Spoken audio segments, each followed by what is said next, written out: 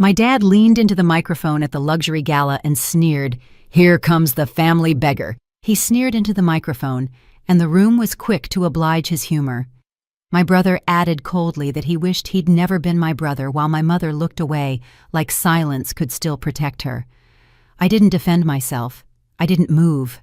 I stood there carrying years of being dismissed. Then the CEO stepped forward, his voice cutting through the noise. "Ladies and gentlemen," he said, "before we continue, there's something you need to understand about her." The room went quiet, and that was when my family realized the story they'd believed was about to collapse. The laughter died in fragments. Some people caught themselves mid-breath, unsure whether to continue or retreat into polite confusion. I watched their faces shift, watched the way heads turned slowly toward the stage, then back to me, then to my father, who still held the microphone like a man who had not yet understood he was no longer in control of the narrative. The chandeliers above us seemed to dim, though I knew it was only my perception narrowing to the silence spreading through the ballroom. 300 guests, maybe more, all dressed in gowns and tailored suits, all suddenly aware that something had changed in the atmosphere. The clink of champagne glasses stopped. The murmur of conversation evaporated. What remained was a kind of collective holding of breath. I had felt this before. Not this exact moment, but the sensation beneath it. The familiar weight of being looked at without being seen. The instinct to shrink, to step back, to let the attention pass over me like weather. I had spent 32 years learning how to survive moments like this, though I had never expected one to arrive so publicly. My father's joke was not new. He had called me worse in the privacy of our home, in the casual cruelty of family dinners, in the offhand remarks that everyone pretended not to hear. The family beggar. It was his way of reducing me to something manageable, something that did not threaten his understanding of who mattered and who did not. I had grown up believing that label was mine to carry, that it was simply the truth of who I was in the hierarchy he had constructed. But standing there in that ballroom wearing a dress I had chosen for its simplicity rather than its cost, I realized that the label no longer fit. Not because I had changed, but because the world around me had finally caught up to who I had always been. My brother stood near the bar, his drink halfway to his lips, frozen in a posture of casual disdain that no longer matched the energy of the room. He had always been comfortable in his role as the favored son, the one whose failures were forgiven and whose successes were amplified. He did not know how to exist in a space where his position was uncertain. My mother remained where she had been all evening, slightly behind my father, slightly to the side, occupying the exact amount of space she had always allowed herself. She had a gift for disappearing into her own presence, for being there without being noticed, for avoiding the confrontations that might have protected me. I did not blame her anymore. I had stopped expecting her to choose me long ago. The CEO, a man named Richard Chen, who had built his reputation on precision and discretion, waited at the podium with the patience of someone who understood timing. He had not raised his voice. He had not demanded attention. He had simply spoken, and the room had responded. I knew what he was about to say. I had known for months that this moment might come, though I had never sought it. I had not planned for my family to be in this room when the truth emerged. I had not orchestrated a confrontation. I had simply lived my life, made my choices, built something that belonged to me. And tonight, by coincidence or fate, those parallel paths had finally crossed. Around me, I could see the subtle recalibrations happening in real time. A woman in emerald silk, who had ignored me earlier, now looked at me with renewed interest. A man who had asked my father about his golf game was now studying me with the careful attention of someone reassessing an investment. The social architecture of the room was shifting, and I was no longer standing in the foundation. What surprised me was how little I felt. I had imagined this moment in various forms over the years, fantasized about the day when my family would be forced to see me differently. I had expected satisfaction, vindication, perhaps even joy. Instead, there was only a strange calm, a recognition that this moment was not about revenge. It was about reality, finally aligning with truth. My father lowered the microphone slowly, his expression moving through confusion into something harder, something that looked almost like fear. He was a man who had always controlled the story of our family, who had decided who was worthy and who was not, who had built his identity on being the voice that others followed. He did not know how to exist in a story where he was not the author. The CEO cleared his throat. The room leaned in, and I understood with a clarity that felt almost physical that everything that had come before this moment had been preparation. The years of silence, the accumulated dismissals, the slow and patient building of something outside their understanding. It had all led here to this ballroom, to this breath, before the revelation. I looked at Richard Chen, and something passed between us that required no words. He understood what this moment meant to me, and I understood what it meant to him to be the one delivering it. We had worked together for years, built something together, trusted each other through decisions that had shaped both our futures. He was not doing this for drama. He was doing this because it was true. The room waited. My family waited. And I waited too, though not for vindication. I waited for the moment when the story I had been told about myself would finally lose its power, when the words my father had used to define me would dissolve into irrelevance. Richard Chen began to speak again, and I let myself feel for the first time in years something that might have been hope. The moment stayed suspended in my mind long after the ballroom had emptied, but it was not the revelation itself that I kept returning to. It was the familiarity of what had come before it, the practiced ease with which my father had wielded his mockery, the way my brother had added his cold agreement without hesitation. They had not even needed to think about it. Dismissing me was as natural to them as breathing. I had spent my childhood learning to recognize the shape of my absence. Not a physical absence, for I was always present at the dinner table, always included in the family photographs that hung in the hallway of our Connecticut home. But there was another kind of absence, the kind that exists when people look through you instead of at you, when your voice is heard but not listened to, when your presence is acknowledged but not valued. My father never hurt me physically. He never raised his voice in genuine anger. His weapon was something more refined, more insidious. He used words the way other men used fists, delivering blows that left no visible marks but accumulated over years into something heavy and permanent. The family beggar, the afterthought, the one who would need to be carried. I remember the first time I understood that I occupied a different position than my brother. I was 8 years old, and Daniel was 12, and our father had taken us both to his office downtown.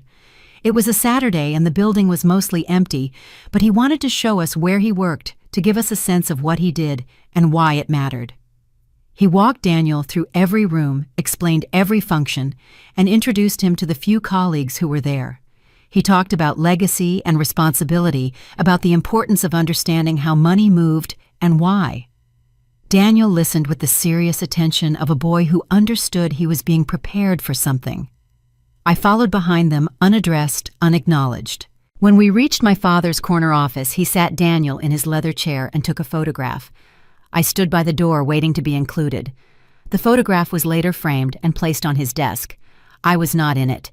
These were not dramatic moments of cruelty. They were small, almost imperceptible exclusions that accumulated into a pattern so consistent it became invisible to everyone except me. My father did not hate me. He simply did not consider me relevant to the story he was building, the story of a successful man passing his achievements to his son.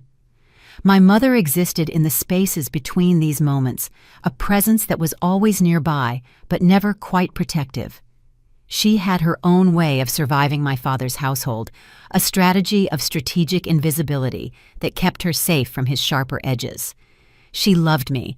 I believe in the way she was capable of loving, but she had made her choice long before I was old enough to understand it. She had chosen peace over justice, comfort over confrontation.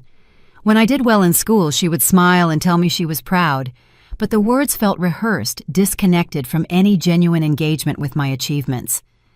When I won the state math competition in 10th grade, she mentioned it at dinner as if reporting the weather. My father nodded without looking up from his plate. Daniel asked if there was any money involved, and when I said no, the conversation moved on. I learned to stop expecting recognition. More importantly, I learned to stop needing it. There is a kind of freedom that comes from accepting that the people who should celebrate you never will, a cold and lonely freedom, but freedom nonetheless. I began to build my sense of worth from different materials, from the quiet satisfaction of problems solved and challenges met, from the knowledge that my competence was real, even if it was unseen. Daniel, meanwhile, grew into exactly the role our father had designed for him. He was confident in the way that comes from never having been doubted, charming in the way that comes from always having been praised. His failures were treated as learning experiences, his mistakes as necessary steps in his development. When he crashed our father's car at 17, it became a funny story at family gatherings. When I got a B in chemistry the same year, my father asked if I was applying myself. The disparity was so consistent that it stopped feeling like injustice and started feeling like natural law. Daniel was the sun, and I was something that existed in his shadow, not by choice, but by the gravitational pull of my father's attention. I do not think Daniel was cruel by nature.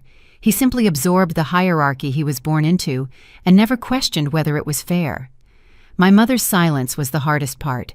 She saw everything, understood everything, and chose to do nothing. She would sometimes catch my eye after one of my father's remarks, and I would see something there, a flicker of recognition, maybe even sympathy. But she never spoke up, never intervened, never pulled me aside to tell me that what was happening was wrong. I used to wonder if she was afraid of him. Later I understood that her silence was not about fear, but about calculation. She had weighed the cost of defending me against the cost of maintaining her position, and she had made her choice. I was not worth the disruption. By the time I left for college, I had already begun the process of building a separate life, a life where my value was not determined by my father's assessment.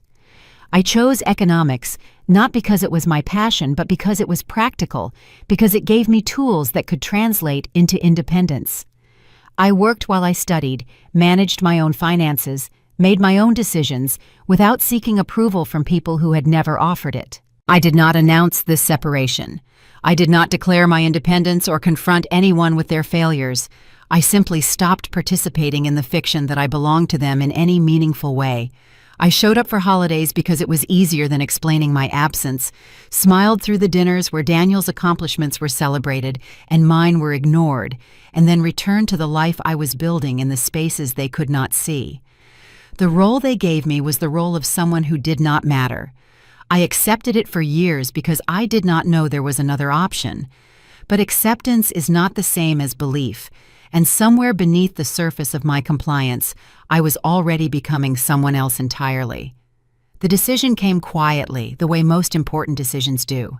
There was no dramatic moment of realization, no confrontation that forced my hand. I simply woke up one morning during my junior year of college and understood with a clarity that felt almost physical that I was done waiting to be seen by people who had no interest in looking.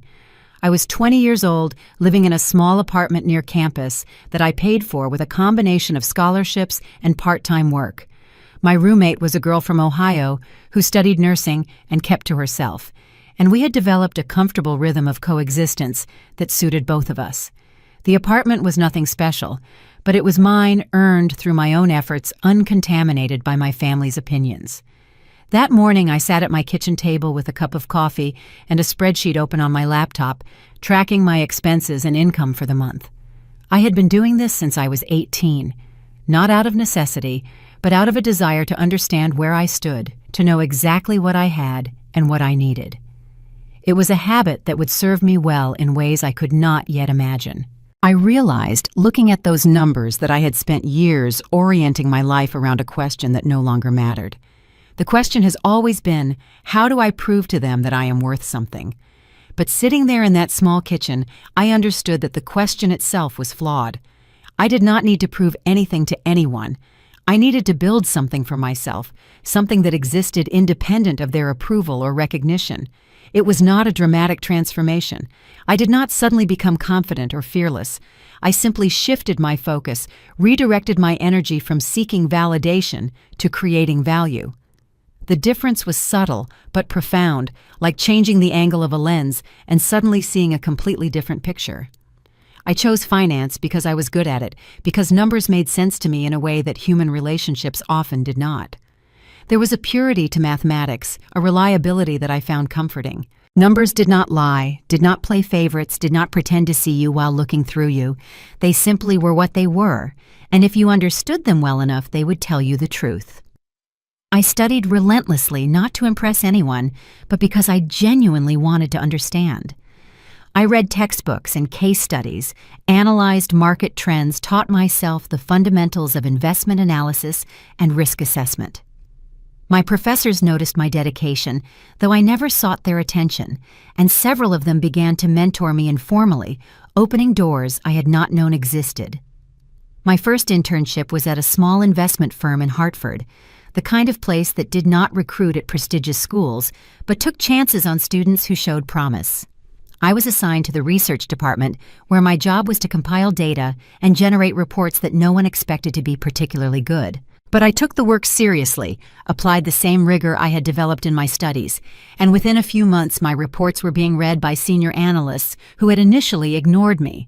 It was there that I learned the most important lesson of my early career competence, consistently demonstrated, eventually becomes impossible to ignore. I did not network aggressively or seek promotions. I simply did excellent work day after day and let the results speak for themselves. The firm offered me a full-time position after graduation, and I took it even though it meant staying in Hartford when my classmates were moving to New York or Boston for more prestigious opportunities. I understood something they did not. Prestige was borrowed power, something that could be given and taken away by others. What I wanted was owned power, the kind that came from building something myself. My family knew nothing of this. I had not told them about the internship, the job offer, the work I was doing. When they asked about my plans, I gave vague answers about exploring options, letting them assume whatever they wanted. My father probably assumed I was struggling. My mother probably assumed I would eventually come home and find something modest to occupy my time. Daniel probably did not think about me at all. I discovered my talent for speaking almost by accident. The firm needed someone to present our quarterly research to clients, and the senior analyst who usually handled it was sick. They asked me to fill in more out of desperation than confidence in my abilities, and I agreed because saying no had never been my strategy. I prepared, meticulously practiced, until I knew every word, every transition, every possible question. When I stood in front of those clients, something shifted. The nervousness I expected did not materialize. Instead, I felt a strange calm, a sense that I knew exactly what I was talking about and exactly how to communicate it. The years of silence in my family had taught me to choose my words carefully, to speak only when I had something worth saying. That discipline translated into a presence that people noticed. After the presentation, one of the clients approached me and asked how long I had been in the industry. When I told him in less than 2 years, he handed me his card and said to call him if I ever wanted to discuss opportunities. I did not call him immediately, but I kept the card, understanding that doors were beginning to open.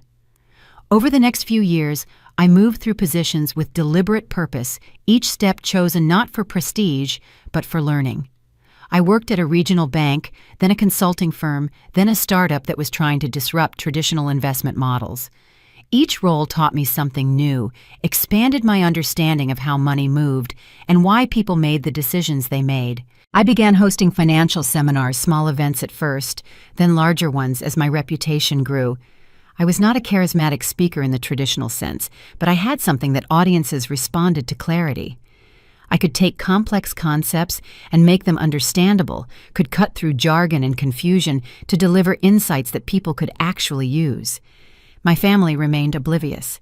I attended holidays when I could not avoid them, smiled through dinners, where Daniel's latest venture was discussed in detail, and my life was glossed over in a few polite sentences.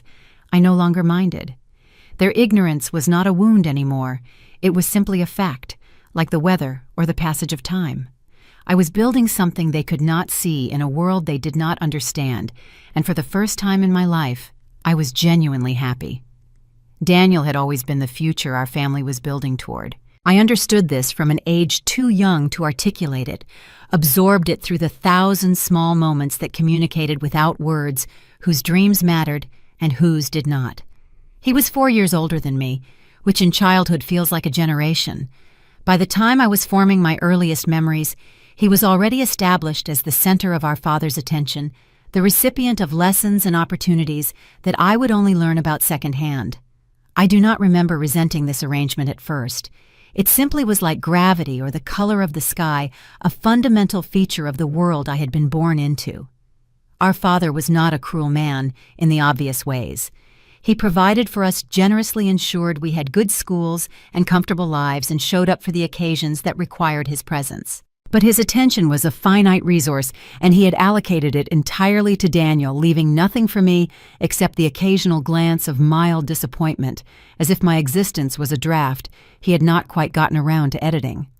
Daniel absorbed this attention the way a plant absorbs sunlight growing toward it, shaping himself around it. He was not naturally brilliant, I would realize later, but he had been told so often that he was exceptional that he had come to believe it, and belief in certain circumstances can be a kind of truth. He carried himself with the confidence of someone who had never been seriously doubted, spoke with the authority of someone who expected to be listened to. Our father's plan for him was never stated explicitly, but was always understood. Daniel would learn the family business would take over when our father was ready to step back, and would carry the family name into the next generation with the success it deserved. Every conversation, every opportunity, every introduction was oriented toward this future. I watched from the periphery as Daniel was prepared for a life of significance. He was taken to board meetings while I was in elementary school, introduced to our father's colleagues as the next generation. His grades, which were mediocre at best, were explained away as the result of his being too creative for traditional academics. His failures were reframed as bold experiments, his mistakes as necessary education. When Daniel dropped out of his first semester of business school, our father called it a strategic pivot. When he spent 2 years traveling through Europe on our family's money, it was described as broadening his perspective. When he finally returned and announced he wanted to start his own company, our father provided the capital without hesitation, without due diligence, without the skepticism he would have applied to any other investment. The company was a tech startup of some kind, vague in its purpose and ambitious in its promises. Daniel talked about disruption and innovation using words he had learned from magazine articles and TED Talks, and our father nodded along as if he understood and approved. The business model never quite made sense to me, even from my distant vantage point, but I was not asked for my opinion and did not offer it. I had learned by then that my assessments were not welcome in family discussions. The few times I had offered observations about Daniel's ventures, I had been met with the kind of silence that communicates more than words. My father would look at me with something like pity, as if my concerns revealed my own limitations rather than any actual problems with Daniel's plans. My mother would change the subject. Daniel would smile the smile of someone who knows he is protected. So I stopped offering observations. I attended the family dinners where Daniel's progress was celebrated, listened to the optimistic reports that glossed over the warning signs, and kept my thoughts to myself. It was not my business, I told myself. It was not my money being risked. It was not my future being gambled on promises that grew more extravagant with each telling. But I watched. I could not help watching the way you cannot help watching a car that is slowly drifting toward the edge of the road. I saw the patterns that our father refused to see, the inconsistencies in Daniel's stories, the way his explanations became more elaborate as the actual results became more difficult to explain. The startup burned through its initial funding in 18 months. Daniel returned to our father for more, and more was provided. The second round lasted a year. The third round, which came with vague promises of imminent breakthrough, lasted 6 months before Daniel announced he was stepping back from day-to-day operations to focus on strategic vision. I understood what this meant, even if our parents did not. Daniel had built nothing proven, nothing learned, nothing except that his failures would always be cushioned by family money and family denial. He had been given every advantage and had squandered them all, not through bad luck, but through the fundamental lack of discipline that comes from never facing consequences. Our father continued to defend him, continued to explain away the failures, as the cost of innovation continued to believe in a future that grew more fictional with each passing year. I think he needed to believe it needed Daniel to succeed, because Daniel's success was his own success, his own validation, his own proof that his choices had been right. Watching this unfold taught me something valuable about the nature of privilege. It was not just about money or opportunity, though those mattered. It was about the stories people told themselves, the narratives they constructed to make sense of their choices. Our father had decided that Daniel was the future, and he would interpret every piece of evidence through that lens, no matter how much reality contradicted his conclusions. I was not part of that narrative. I existed outside it, looking in, seeing clearly what those inside could not see. And I understood with a certainty that settled into my bones that the stage being built for Daniel would not hold his weight forever. No one invited me to the opportunity that changed my trajectory. I found it myself, recognized it for what it was, and walked through the door before anyone could tell me I did not belong there. I was 28 years old, working at a mid-sized investment firm in Boston, doing work that was competent but not exceptional, building a reputation that was solid but not remarkable. I had been there for 3 years, long enough to understand the firm's patterns and limitations, long enough to see that advancement would be slow and dependent on factors beyond my control. The opportunity appeared in the form of a distressed asset portfolio that no one wanted to touch. A small regional bank was failing its loan book, a mess of bad decisions and worse timing, and our firm had been approached about potentially acquiring some of its holdings. The senior partners looked at the numbers and saw only risk, liability, and potential embarrassment. They passed, but I looked at the same numbers and saw something different. I saw patterns beneath the chaos, assets that had been mismanaged but were not worthless opportunities buried under layers of incompetence and neglect. I spent 3 weeks on my own time without telling anyone, analyzing the portfolio in detail, building models, identifying the pieces that could be salvaged and the pieces that should be abandoned. When I brought my analysis to my supervisor, he listened with the polite attention of someone who expected to be disappointed. When I finished, he was quiet for a long moment, looking at my spreadsheets with an expression I could not read. He asked me if I was sure.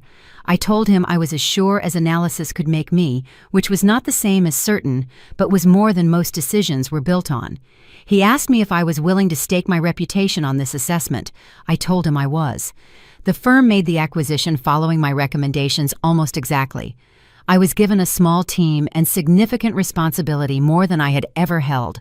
The weight of it was immense, yet it settled onto my shoulders like something I had been waiting my whole life to carry. The next 18 months were the hardest and most exhilarating of my career.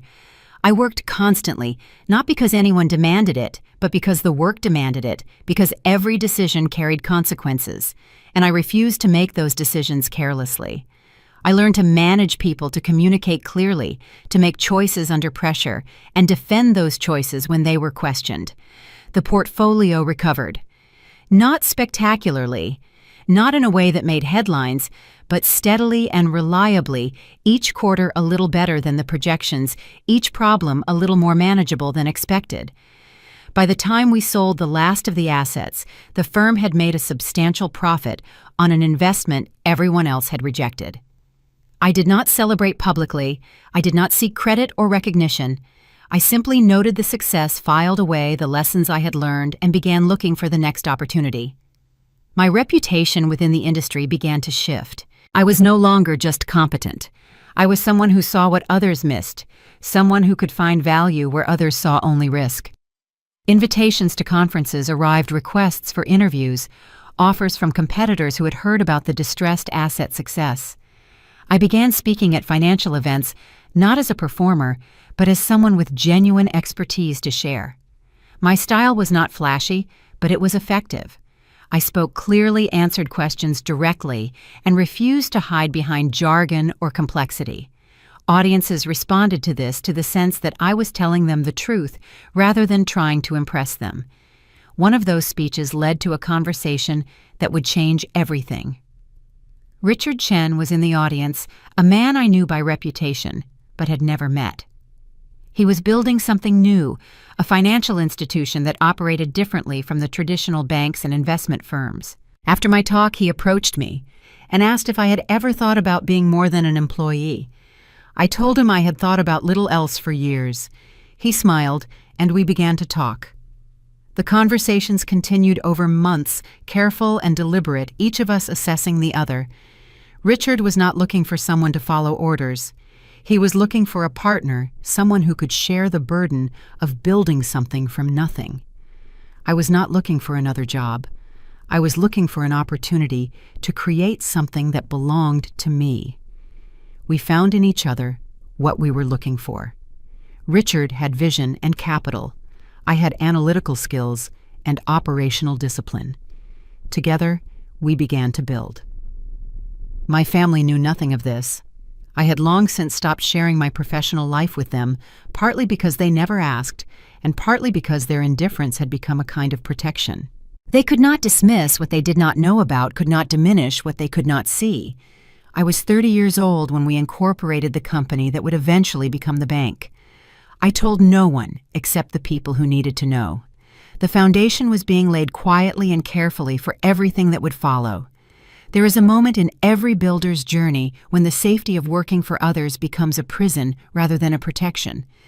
I reached that moment on an ordinary Tuesday, sitting in a conference room, listening to executives make decisions that contradicted everything my analysis told me, and I understood that I would never be free as long as I was implementing someone else's vision.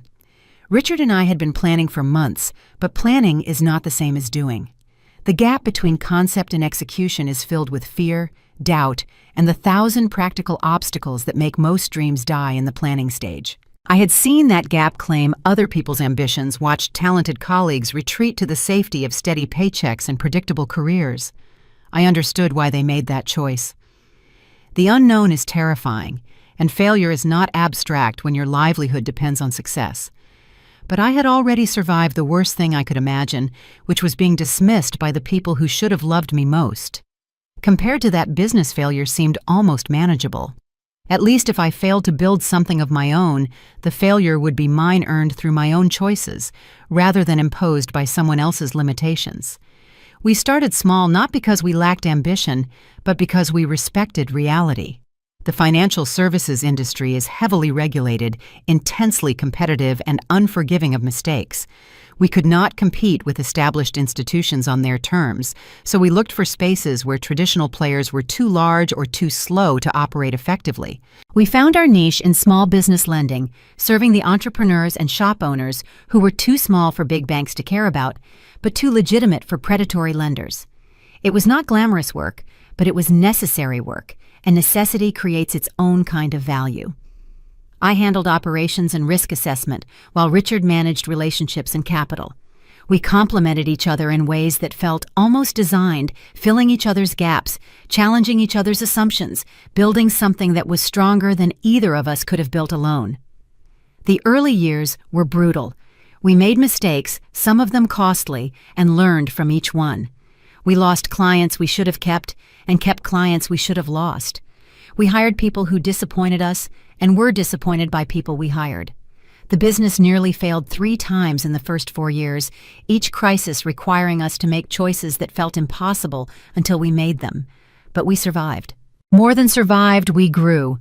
Our reputation for fair dealing and sound judgment spread through the small business community, and referrals began to compound. Each success led to another opportunity.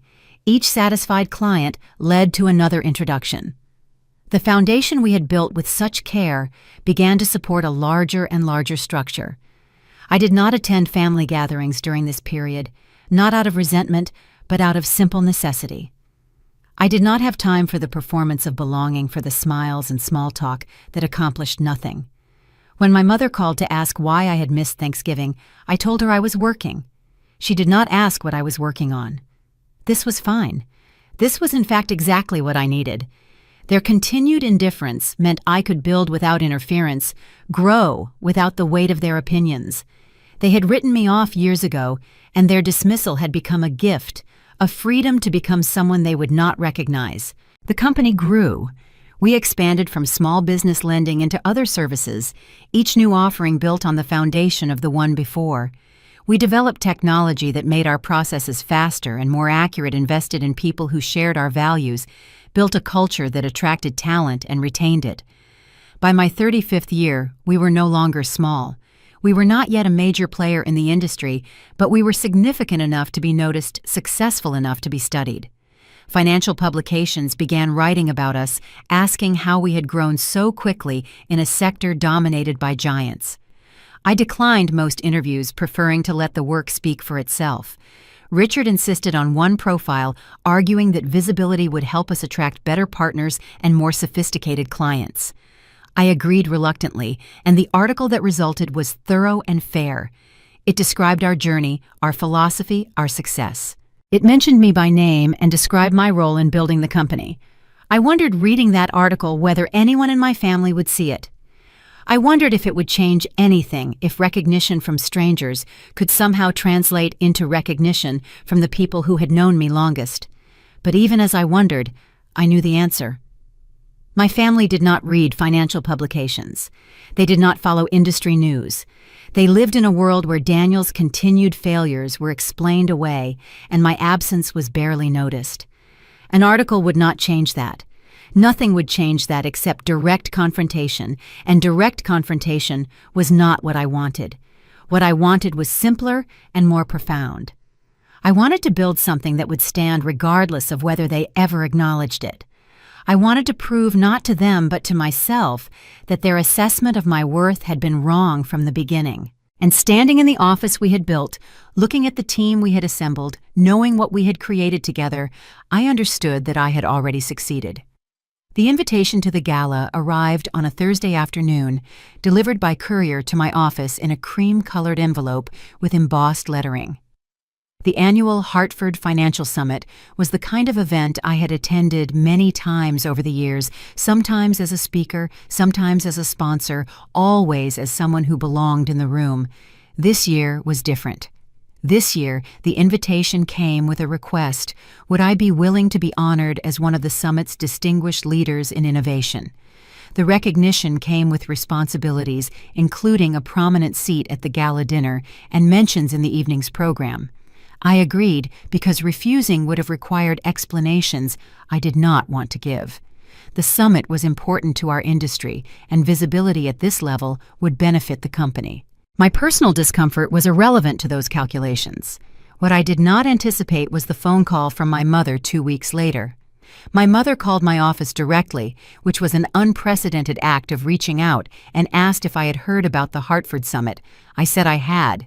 She said that my father had been invited as a guest of one of his business associates, and the whole family was planning to attend. I felt the collision coming before she finished speaking. Two worlds that had existed separately for years were about to intersect, and there was nothing I could do to prevent it. My mother asked if I would be there too. I said I would. She said that was nice, that it would be good to see me, that perhaps we could all sit together. Her voice was pleasant and distant, the voice she used when she was performing Family rather than feeling it. I did not tell her about the honor. I did not explain my role in the evening's program. I simply agreed that it would be nice to see them and ended the call as quickly as politeness allowed. The weeks leading up to the gala were consumed with work, with preparations for the recognition and the responsibilities it entailed. I wrote remarks, approved programs, coordinated with the event organizers. Through it all, I was aware of the approaching collision, the moment when my family would walk into a room where I was not the person they believed me to be. I did not plan a confrontation. I did not strategize a revelation. I simply continued doing what I had always done, focusing on the work, trusting that the truth would emerge on its own timeline. Richard knew, of course. He had met my family once briefly at a conference several years earlier and had watched with quiet fascination as they talked around me and through me, never quite acknowledging my presence. He had asked about it afterward, and I had told him as much as I could articulate, which was not much, but was enough for him to understand. He asked if I wanted him to handle the situation, to manage the recognition in a way that minimized awkwardness. I told him no.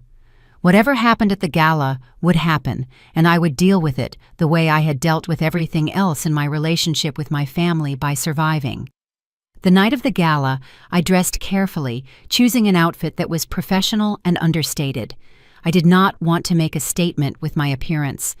I wanted to let my presence speak for itself.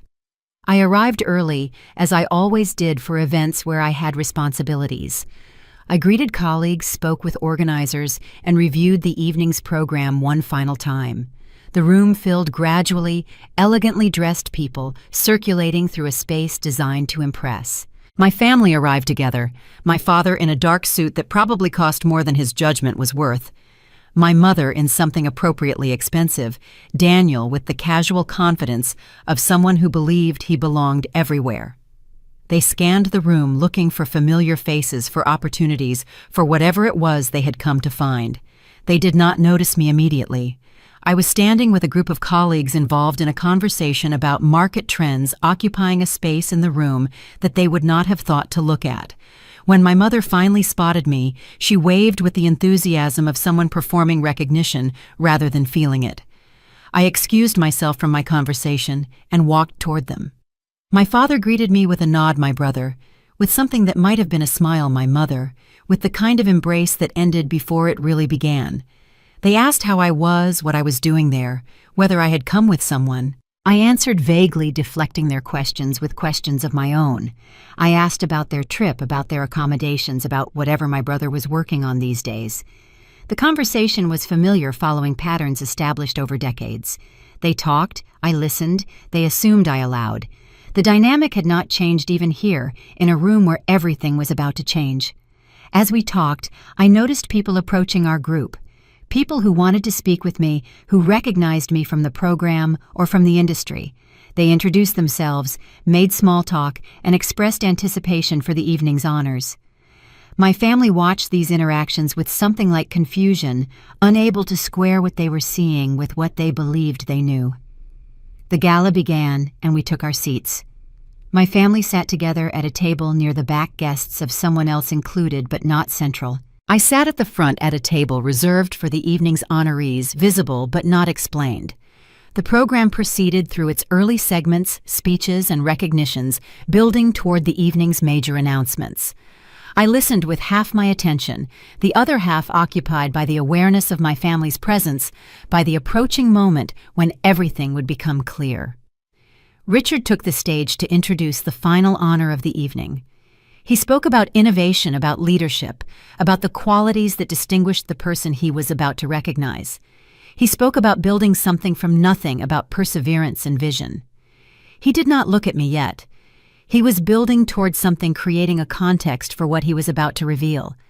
And in that suspended moment, I felt the weight of everything that had led here, every dismissal and every doubt, every quiet morning of work, and every difficult decision. It had all brought me to this room, to this moment, to the breath before the truth emerged.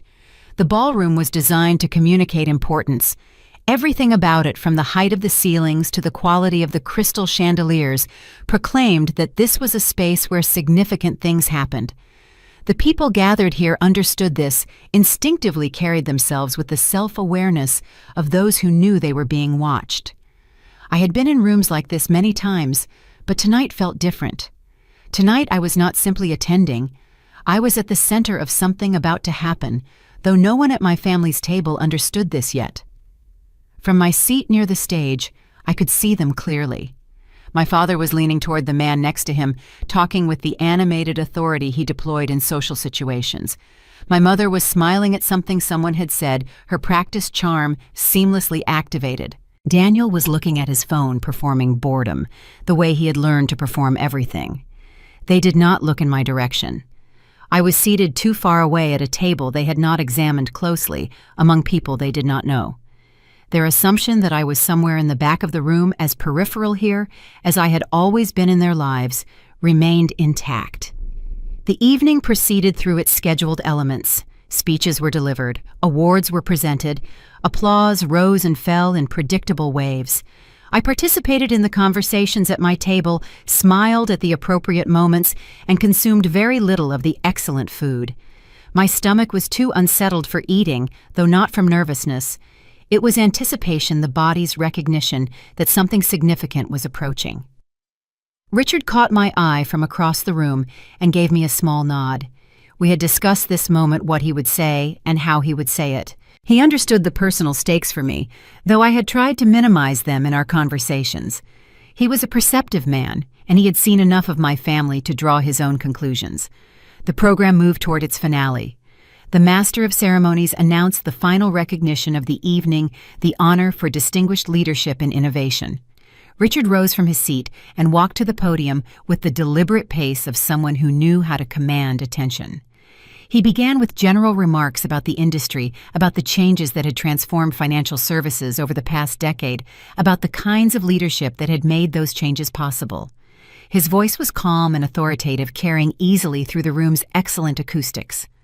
I watched my family as Richard spoke. My father had stopped talking, his attention captured by the mention of significant industry figures. My mother had composed her face into an expression of polite interest. Daniel had put away his phone.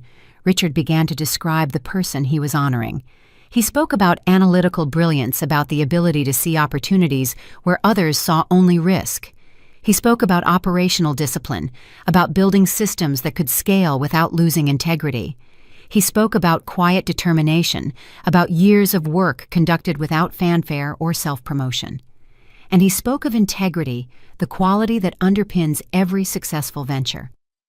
I saw my father nod approvingly at these descriptions, appreciating the qualities being honored, without connecting them to anyone he knew.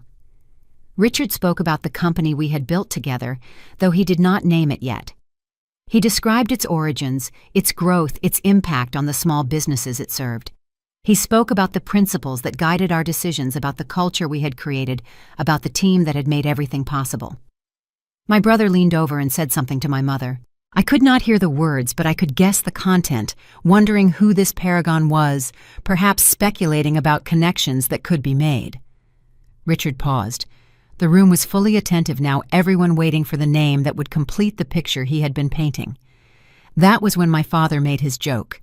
He leaned toward his table companion, probably intending to make a private comment, but his voice carried farther than he expected in the quiet room. "Well," he said, "let's hope this isn't another family beggar type." The people at his table laughed the tight laughter of those who feel obligated to appreciate a powerful man's humor. My brother added something about never being related to someone like that, his voice cold and casual. My mother said nothing. She looked down at her plate, the same avoidance she had practiced throughout my childhood. The words reached me clearly, cutting through the room's anticipation. I felt the familiar weight of them, the practiced dismissal that had shaped so much of my life. But this time, the weight landed differently. This time, I knew what was coming next. Richard had heard, too.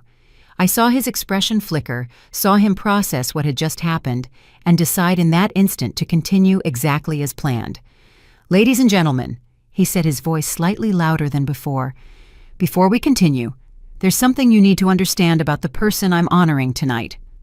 The room went very quiet. Even the ambient noise of 300 people seemed to suspend itself. Richard looked directly at my family's table, then at me, then back at the assembled crowd. "The woman I'm about to recognize has built something extraordinary through her own vision, her own discipline, and her own determination. She has never sought recognition. She has never demanded acknowledgement. She has simply done the work year after year, decision after decision, until the work itself became impossible to ignore." I rose from my seat and walked toward the stage. The movement drew every eye in the room, including those of my family. I watched their faces as recognition began to dawn, as they connected the woman walking forward with the daughter and sister they had dismissed for 3 decades. My father's expression shifted from confusion to disbelief. My mother's hand rose to her throat in a gesture that might have been surprising, or might have been something else entirely. Daniel's face went through a series of emotions too quickly to catalog. Richard extended his hand to help me onto the stage. I took it, steadied myself, and turned to face the room. "Allow me to introduce," Richard said, "the Forbes-honored founder and majority owner of this institution. My partner, my colleague, and one of the finest financial minds I have ever known. Amelia." The applause began, but I barely heard it. I was watching my family's table, watching the moment when the story they had believed about me collapsed into irrelevance. The applause continued, but time had fractured into something strange and elastic. I stood on the stage beside Richard, looking out at a room full of faces. but the only faces I truly saw were the three at that table near the back, the three who had spent my entire life teaching me that I was less than, smaller than, other than. My father's expression had frozen into something unreadable. He was a man who prided himself on composure, on never being caught without the right word or the appropriate response. But Richard's announcement had stripped that composure away, leaving behind a blankness that might have been confusion or might have been the beginning of understanding. My mother's hand was still at her throat. She looked at me the way you might look at a stranger who suddenly revealed themselves to be someone you once knew, someone you had forgotten or never quite noticed. There was recognition in her eyes, but it was fighting against something else, something that looked almost like grief. Daniel had recovered more quickly than either of them, his face arranging itself into an expression I knew well. It was the expression he wore when reality contradicted his assumptions, a kind of dismissive skepticism that allowed him to reject what he was seeing rather than adjust his understanding. I did not speak immediately. The moment was too significant to rush, too weighted with years of silence to fill with hasty words. I let the applause continue, let the room's attention settle around me like a garment, let the truth of my presence on that stage become undeniable. Richard stepped back, giving me the podium and everything it represented. His role was finished. What happened next was mine alone. I had prepared remarks, of course. I had written careful words about innovation and partnership, about the importance of serving underrepresented communities, about the principles that had guided our work. But standing there looking at my family, I understood that those prepared words were insufficient. I spoke instead from something deeper, something I had been carrying for 30 years. I learned early in my life, I began my voice steady in a way that surprised me, that worth is not always recognized by those closest to us. I learned that families can love us and still fail to see us, can provide for us materially while starving us in other ways. The room was absolutely silent. I was not following the expected script for an acceptance speech, and everyone sensed that something more personal was happening. I built this company, I continued, not to prove anything to anyone. I built it because I saw a need and believed I could address it. I built it because the work was meaningful and the challenge was worthy. I built it because I wanted to create something that was mine, something that could not be given or taken away by the opinions of others.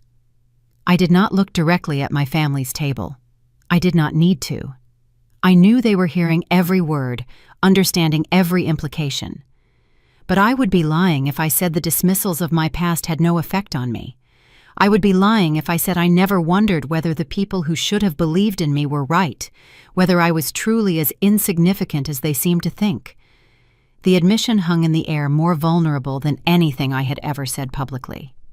What I learned is that other people's assessments are not the truth. They are opinions shaped by their own limitations and biases, their own fears and failures. The truth is what you build. The truth is what you do when no one is watching, when no one is applauding, when the only recognition comes from your own knowledge that you have done something well. I paused, gathering myself for what came next. Tonight I accept this honor with gratitude and with humility. I accept it on behalf of everyone who has been dismissed by those who should have supported them, everyone who has been underestimated by those who should have recognized their potential. I accept it as evidence that the stories others tell about us do not have to define our lives. The applause that followed was different from before. It was deeper, more sustained, carrying an emotional weight that transcended the usual polite appreciation. People were standing now throughout the room, responding to something they had felt in my words. I looked at my family's table for the first time since I began speaking. They were not standing. My father remained seated, his face still locked in that unreadable expression. My mother had tears in her eyes, though whether they were tears of pride or tears of something else I could not tell. Daniel was looking at his phone again, refusing to engage with what was happening. I stepped away from the podium and let the evening continue. There were hands to shake congratulations, to accept conversations that required my attention.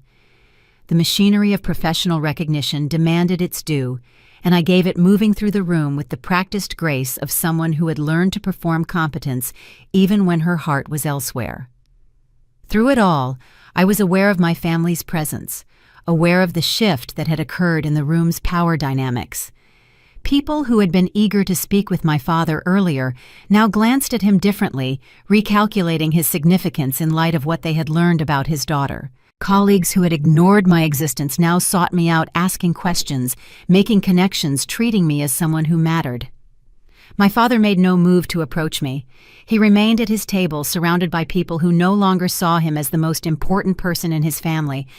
Whether this was pride or shame or simple confusion, I did not know. My mother approached, eventually moving through the crowd with the careful steps of someone unsure of her welcome. She reached me during a pause between conversations and stood there looking at me with an expression I had never seen before. "Why didn't you tell us?" she asked, her voice quiet enough that only I could hear. The question contained so much that I almost laughed. Why didn't I tell them? Why didn't they ask? Why didn't they notice? Why didn't they care enough to pay attention to who I was becoming? "You never asked," I said. "You never asked about my work, my life, my achievements. You assumed you already knew who I was, and you stopped looking long before I became this." She did not argue. She could not argue. The truth of what I said was too obvious, the evidence of their neglect too clearly displayed by their shock at this evening's revelation. "I'm proud of you," she said finally, and the words landed on me like stones, heavy and unwelcome. "I know you mean that," I said, "but I needed to hear it 15 years ago, 20 years ago, when it would have meant something. Now it's just information. Now it doesn't change anything." She looked at me with something that might have been understanding, and then she walked away, back to her husband and son, back to the family unit that had never quite included me. The remainder of the gala passed in a kind of haze. I performed the role expected of me, accepting congratulations and engaging in conversations, but my attention was divided between the present moment and the larger reckoning that I knew was only beginning. My father did not speak to me that night. He remained at his table until it was socially acceptable to leave, then departed with my mother and brother without attempting to approach me. I watched them go, their exit, unremarkable three people leaving an event where they had discovered they were less significant than they had believed. I stayed until the end, fulfilling my obligations as an honoree. Richard found me during a quiet moment and asked if I was all right. I told him I was, which was not entirely true, but was true enough. I was processing, integrating, trying to understand what had changed and what remained the same. What had changed was external. The room now knew who I was, what I had built, the position I occupied in the industry. People who had overlooked me would not overlook me again. Professional recognition had been publicly confirmed. What remained the same was internal. I was still the person I had always been, the person who had built something valuable through discipline and determination. The recognition did not make me more capable or more worthy than I had been that morning. It simply made my capability visible to people who had chosen not to see it before. I returned to my hotel room late that night and sat in the dark for a long time, thinking about what had happened and what would happen next. My family would have to respond somehow. They would have to integrate this new information into their understanding of who I was, would have to reconcile the daughter and sister they had dismissed with the founder and leader who had been honored before their eyes. I did not know how they would manage this reconciliation, whether they would admit their failures or find new ways to explain them away. I suspected the latter. People are remarkably creative in protecting their self-image and constructing narratives that excuse their behavior and preserve their sense of themselves as good and reasonable. My family had spent decades building a story in which I was insignificant, and one evening's revelation was unlikely to demolish that story entirely. The next morning I received a text from my mother asking if we could meet for coffee before I left Hartford. I agreed more out of curiosity than hope. We met at a cafe near my hotel, a neutral space where neither of us had advantage. She ordered tea. I ordered coffee. We sat across from each other like strangers, which in many ways we were. She began with apologies which I had expected. She was sorry they had not known about my success, sorry they had not been more supportive, sorry for the years of oversight and neglect. The apologies were sincere, I believed, but they were also incomplete. She was sorry for the outcomes without fully reckoning with the causes. I listened without interrupting, letting her say what she needed to say.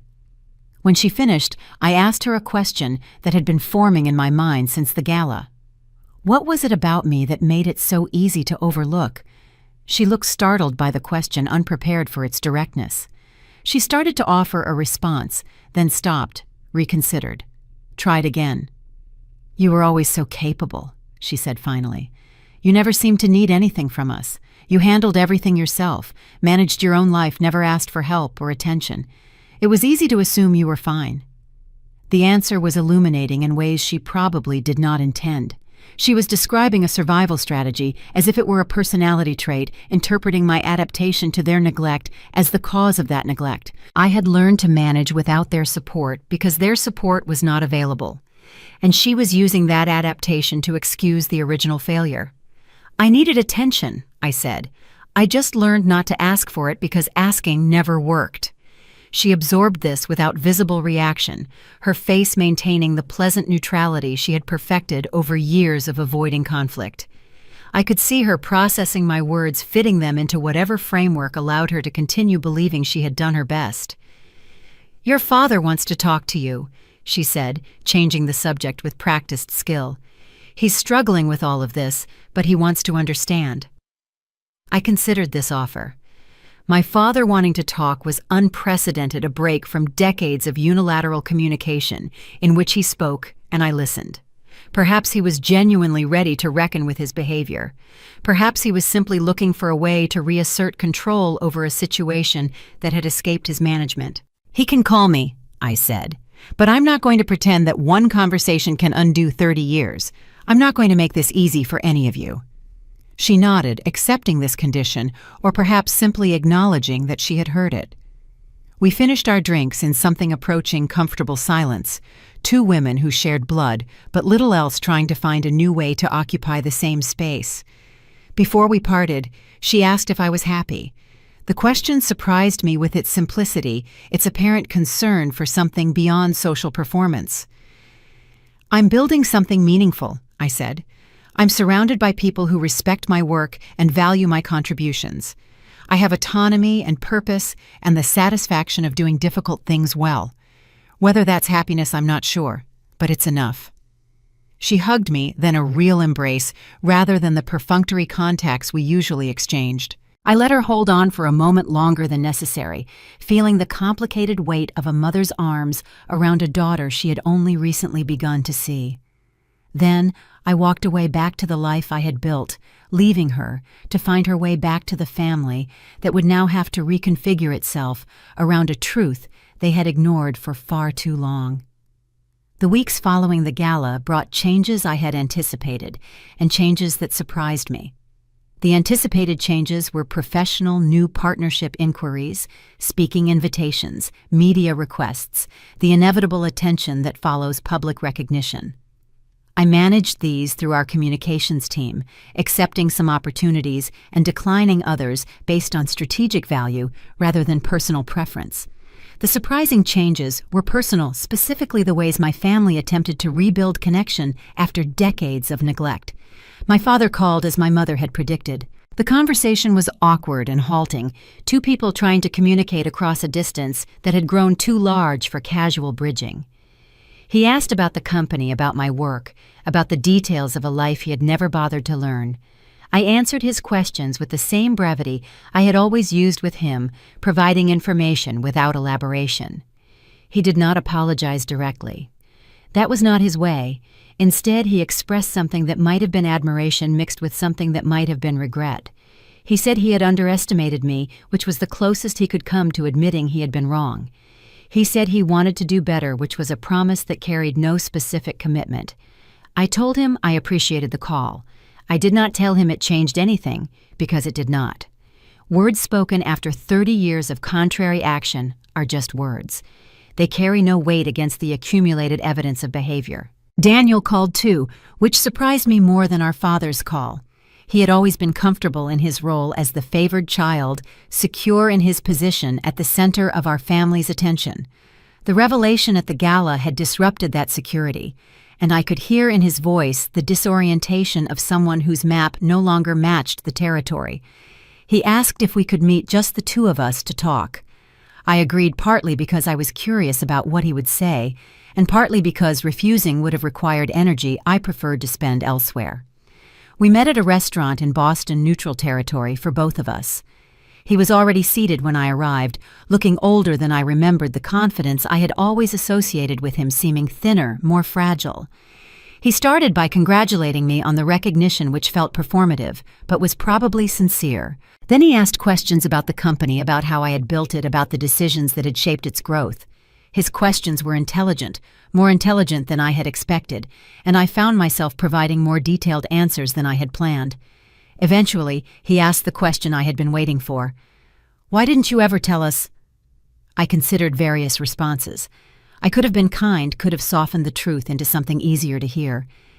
But Daniel had spent our entire lives benefiting from softened truths, and I decided he deserved the unfiltered version. "Because you never asked," I said. "Because every time I tried to share something about my life, you changed the subject or looked at your phone or made it clear that my accomplishments were not interesting to you. Because I learned early that I was not important enough for your attention, and I stopped trying to earn something that should have been given freely." He received this without visible defensiveness, which surprised me. I had expected him to argue, to explain, to defend himself the way he had always defended himself. Instead, he sat with my words, letting them land. "I was a terrible brother," he said finally. "Yes," I agreed. "You were. I don't know how to fix that." "You probably can't. Some things once broken don't repair. The best you can do is not break them further." He nodded, accepting this assessment, with more grace than I had anticipated. Perhaps the years had changed him more than I realized. Perhaps the gala had forced a reckoning he had needed, but never sought. We talked for another hour, the conversation gradually shifting from the weight of our history to lighter topics. He told me about his current work, a consulting business that was modest but stable. He had learned, he said, that he was not cut out for the entrepreneurial risks he had once attempted. He was better suited to supporting others' visions than creating his own. This admission represented a kind of growth I had not expected from him. The Daniel I remembered would never have acknowledged his own limitations, would have reframed every failure as a strategic choice. This Daniel seemed more realistic, more grounded, more aware of who he actually was, rather than who he had been told he could be. We parted with something that felt almost like warmth, though I was careful not to mistake a single good conversation for a transformed relationship. The patterns of 30 years would not dissolve overnight. But it was a beginning, the first authentic exchange I could remember having with my brother. In the following months, I maintained contact with my family in ways I had not done before. Not frequent contact, not intimate contact, but more than the minimal engagement that had characterized our relationship for years. I spoke with my mother, occasionally exchanged messages with Daniel, accepted invitations to holiday gatherings that I had previously declined. The gatherings themselves were different now. I was no longer invisible, no longer talked around and through. My opinions were solicited, my contributions acknowledged. The family dynamic had shifted, though. Whether this was genuine change or performance remained unclear. I did not fully trust the transformation. Too many years of contrary evidence made trust difficult, but I was willing to observe, to test, to see whether their altered behavior would persist or eventually revert to familiar patterns. What I noticed most was not their changed treatment of me, but my own changed relationship to their treatment. I no longer needed their recognition. The years of building something independent had freed me from that need. Their acknowledgement was pleasant but not essential, appreciated but not required. This freedom was the most valuable thing I had gained from the entire experience. Not the company, not the recognition, not the vindication at the gala. The freedom to define my own worth independent of their assessment. The freedom to choose connection without desperation, to accept relationships without dependency. I had arrived somewhere finally. not at triumph, not at revenge, but at a kind of peace that had nothing to do with their opinions and everything to do with my own understanding of who I had become. I did not win anything that night at the gala. Winning implies a contest, and I had stopped competing with my family's expectations years before the revelation that finally made my success visible to them. What happened in that ballroom was not victory. It was simply truth finally spoken aloud in a space where it could not be ignored. The months since that night have been full of the ordinary work of continuing to build. The company grows, faces, challenges, adapts, grows again. The cycle of business does not pause for personal revelations, and I would not want it to. The work is what matters, has always been what matters. The recognition was a moment. The work is a lifetime. I think often about what family means and what it should mean. I grew up believing that family was the people you were born to, the people who shared your blood and your name and your history. I believed that belonging to them was automatic, that their love was guaranteed even when their attention was not. I no longer believe this. Family, I have come to understand, is not simply a matter of genetics. It is a choice renewed constantly through action. It is the people who see you and value you, who show up when showing up is difficult, who invest in your flourishing without expecting return. By this definition, my biological family had failed me for decades, while the family I built at work, the colleagues who trusted me, and the partners who supported me had succeeded beyond anything I had known before. This does not mean I have abandoned my parents and brother.